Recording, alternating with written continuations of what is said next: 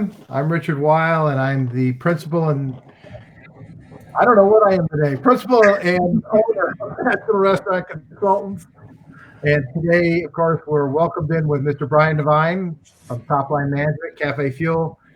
And this is a really special day today because we really haven't flipped back to hardly anybody that we've had on prior. This is our 73rd NRC Helpful Moment, and we have Lindsay Smith Rosales back from Nirvana Grill in Laguna Beach, California. Beautiful Laguna Beach, California, I might add. And Lindsay was on early on, and when we were talking about COVID, that was like our 13th NRC Helpful Moment, and I thought it would be terrific to have Lindsay back on. She is not just a chef and an operator, but an entrepreneur and creative individual. Lindsay, what's it been like to go from a high-end, wonderfully acclaimed Laguna Beach restaurant, flipping it into the market and all those offerings, and now back to being open? Tell us what kind of roller coaster you've been on here for the last few months. Well, to some people, COVID has been like a nightmare. COVID's been a blessing for me, but it really gave me the opportunity to play and not have a lot of risk associated, because it's either close or do something different. So it actually gave me the time to be innovative and creative, where generally I would have to kind of steer to the norm of what we do. So when we flipped it to the market, we were able to just adapt as people's needs were kind of becoming relevant and evident. And as that happened, we adapted the grocery store and we grew it and we started offering more. And when there was opening, we started pulling back. And so all of our inventory wasn't perishing as people were going back to the grocery stores. And now we have more of our things that we carry within the restaurant and specialize in. We added Zoom cooking classes to our portfolio so we could do that, and people could get food from the grocery store part, so we could have that sale option part, but then offer it to deliver it at their home and unpack it and do a class together and then eat. And so we've just, like, every mark of the way, I'm just thinking of, okay, well, what do we have that we could do that's different? What do we have that we could offer that I have the ability to do? Now with the restaurant open and having less seats, we kept the bar as the market side. We have our office still set in the dining room downstairs, which is kind of cool because all day we get to work downstairs and talk to people instead of being stuck upstairs where we never see anybody. And, or really it's my assistant, I still go upstairs, but, and we're engaging more. And you know what, it's interesting. What I have found now, and I don't think all restaurants are experiencing this because I'm seeing Facebook posts that they're not. People with us, we are having the most incredible experiences of tailoring their meals to them, of just engaging with them and having contact that we wouldn't already have if we had a full restaurant that was fully capacity. We wouldn't have that time. We'd be on that fire of getting that work done. And right now, the experiential part of it is so amazing for our guests. Everybody leaves going, God, this was like the most amazing dinner we've had. Not only to be out finally, but like the food was stellar, the service was on key, and we're just like so happy you guys are here. And our sales are better than when we had a full restaurant at full capacity. I don't know why, but that's great. I'm not saying no. Yeah, right. One of the things I'd like to have you share, Lindsay, is in conversing with you the other day, the chef owner is actually out in the front of the house now. Whoa. Yeah, so the workforce is very thin. That's all I can say. People are choosing to not come to work. So, we're challenged with that. And having Luis, my partner, and I working together, we're here and we do everything. I generally don't have to be serving on the floor. And I will say my wine opening skill, table side's probably not as on point as it could be. But I do pretty well. And anything that I do it to the best of my ability. And I give everything to it. So that's a benefit. But on Friday, my main server and another guy I was training to be on, both of them work at hotels, different hotels. One at Monarch, one at Montage here in Laguna.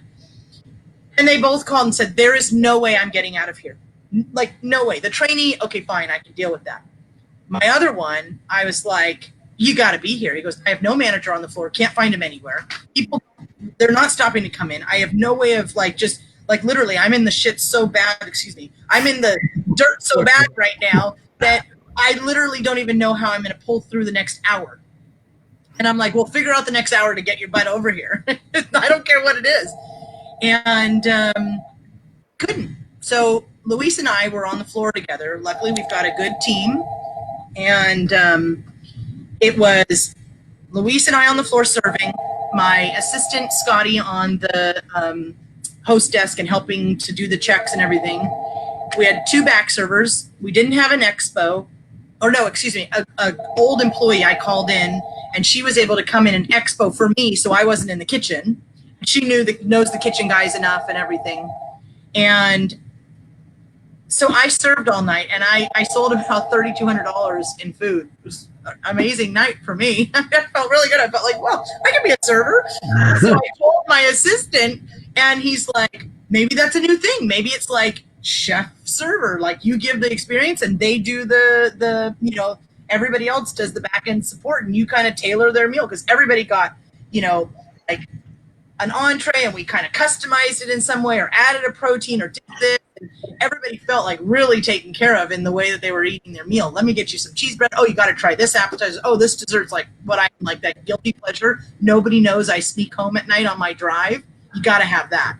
And so I had like every table was having 3 courses, because they're like, well, I'm not going to say no to you. So I don't know if it was me or if it was, I was just selling it, because I wasn't telling people I was the owner. Some people knew, some people didn't. With the mask, I get to stay somewhat incognito, so that helped. But they just really, they're like, what's your name again? And I would tell them. They probably at that point associated me. Exactly. I'm very like, you know, hidden. So it was a great experience, just because the contact that I was able to have with our guests really made me feel what maybe sometimes is missing if our staff aren't really in tune with the food, and really like walking them through, or if they don't have the time and they have too big of a section, what happens with the service then of them being spread too thin.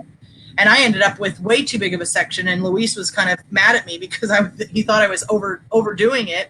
I was just like in my zone, and I wasn't thinking about it. And on Friday and Saturday, both, I ended up on the floor with him, because both nights the staff couldn't come in from the hotels. They didn't have staff. Now we've removed that. But the great thing that this lesson is that you created a point of differentiation a little bit by accident, but the fact is, it's intentional, but it's working. And Brian, I want to kick it to you for a second, because really what Lindsay has is an opportunity to take that little trial and error from last weekend and move it into that next stratosphere from an overall awareness to consumers. You got a thought on that from the marketing side, Brian? Yeah, so let me just really quick, because I caught on to this something early, and Lizzie, you probably know that obviously video is a big deal for me. I think video is everything. But before I talk to you about kind of what I would love to see you do video-wise, you're already doing Zoom classes. Talk to me about that. What was that process? Like, just real quick, like what'd you do, and how did it work? So my home, I redid my kitchen in 2014, and I've got a spectacular kitchen. So we did it at home instead of at the restaurant, and it allowed us not to have to disrupt the service here. But basically, I created a menu. It was, you know, we put together a cheese charcuterie board, so people had something that they could offer if guests came over to their house. But they also had something while we were cooking that the people that were in the house with them that maybe weren't cooking with them were nibbling on. Yeah. So like a husband and a wife or their kids. And so we put together, I gave them all the ingredients and just kind of stacked it. And then we put it together in like 5 minutes of, okay, here's how to take everything from the store, unpack it all, and make it look pretty. Because cheese and, you know, it's not like you're cooking anything. You're just piecing it together. And so that was kind of like a quick thing, just as something to have. And then we did 2 courses, and we basically unpacked our boxes together. I did the same. I packed up one just as they would have gotten it delivered, and we packed it all up and separated it all out. And then we just kind of walked through. And the one thing that I now know that I didn't is like the way the dynamic, because I had 40 people on the Zoom. Okay. So like 26 screens open, I think is what it ended up being. Well, I couldn't like go back and forth. So I just had like one screen, And then behind that screen at my desk, I had me, but I kept looking that direction, and it was a little distracting in some ways. Then my assistant was going around with the camera on the phone and trying to film me, so then I wasn't looking at him. And so what I learned is, okay, I've got to move the big desktop screen to the countertop so that I have a big screen for the people that are cooking on, and the little, I have a huge iPad, and so that's what they were on, but that's me next to it. And then above that, I have a tripod with, Luis got me a camera holder that basically rotates as the person that is on there. It moves. Yeah. And so it moves the phone, and it can be on a tripod then to where that's moving. And then Scotty can do the really intricate stuff where he needs to see my hands or something. He can go to that and film me doing that and put that in as a screen.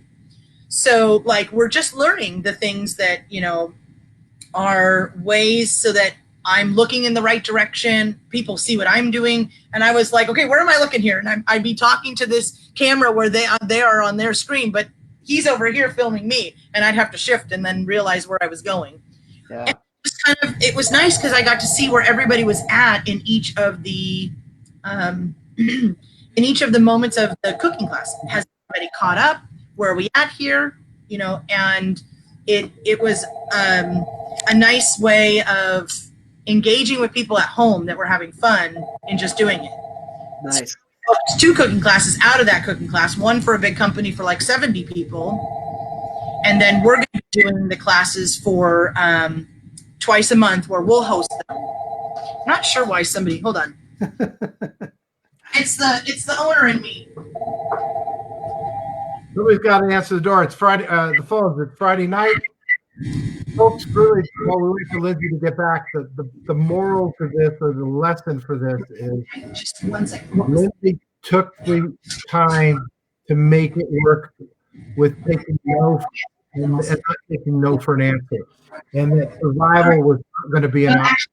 12 people. Spoke to her landlord. She got creative, pivoted her restaurant now twice, and she, as an entrepreneur, is really doing the things that we've been talking about. Yeah. As I said, Lindsay was on our 13th NRC Helpful Moment, our 73rd one. That's been over 2 months since we've seen her. And Brian, really, talk to us a little bit. Yeah. So, and I wanted to hear that from Lindsay as sort of, what she had done. And there are tools, and it's actually, I believe it's called Movie, but there's a camera that's a single camera. And if you have an assistant, they can actually make it look like there's 6 cameras in your house. So there's all kinds of ways to make that work. And I also wanted to point out that basically, Lindsay, what you had done is you created an experience that people, I think, were craving. And so let people know that you have this experience. And so everyone out there, everyone listening can do the same thing, meaning you can decide what that new experience is going to be, because things are different. So take control instead of react, and say, okay, here's the new experience. And then you can do that via video. There's so many ways that you can let people know about that. But I just love that whole concept, and I want people to really learn from it.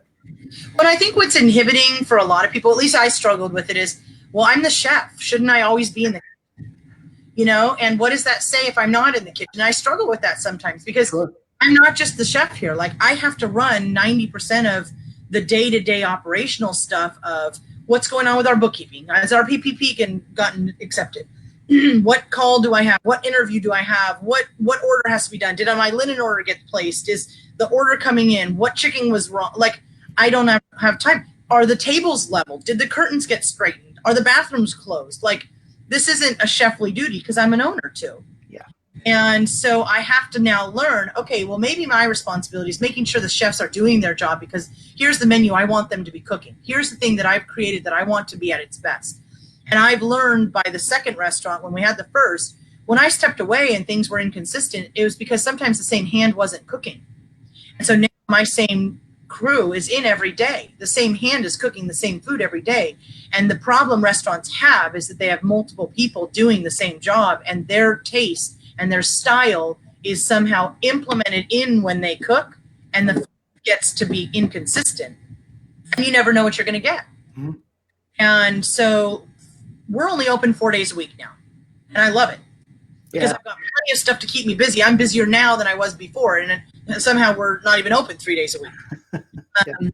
And so it's a little bit of the flexibility and getting out of my own way of realizing the role that I take is not just as a chef, it's as the leader of the ship. And if somebody's not leading it, it's going to go down this stormy tunnel that's going to basically collapse.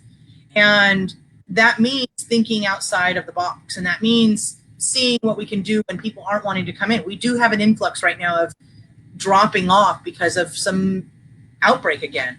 And people aren't feeling safe again to dine out. And the to-go business, as much as consumers might think it's great, it's not great business for us. I mean, we're not making money from it. And so it's not enough to keep a restaurant afloat. I think the quality of people that are coming out to dine, though, when they come dine, are spending good money because they want the experience outside of being trapped at home. And the second part about it, I don't like the whole fact of people getting free money and not wanting to work when they have work available to them. I know it's important because some people can't go back to work, and so it's been essential. But what it has done is it's given people the freedom to go spend the money because they didn't have to earn it, so they're spending more freely.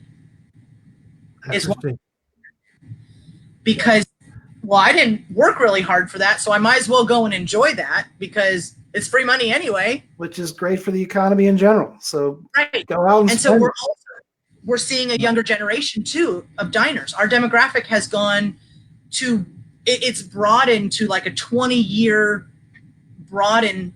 Yeah. And our older generation of the playgoers, the pageant goers, has kind of dissipated because they're the ones at more, vulnerability. Yeah. So we've had this big shift in what we're doing. We put lesser expense items on the menu, which makes people think that they're spending less, and then they spend more on alcohol or on dessert or other things, and then the check average is actually higher. Perfect. There's things that we've done. Darn it. Well, Lindsay, I can't thank you enough for coming back on with us. You are the absolute poster child, if I might say, for how you just don't take it in the butt, and you're going to figure it out, and we're going to make it work, and you're determined, you're smart, and you're a great leader, and I just can't thank you for being on our NRC Helpful Moment again. So, Lindsay, anything else, Brian? That's it. I think that's a great place to end. All right, everybody. Thanks, Lindsay. Stay on for a second. We'll say proper goodbye. Bye for now for everybody. Bye, everybody. Bye. Thank you.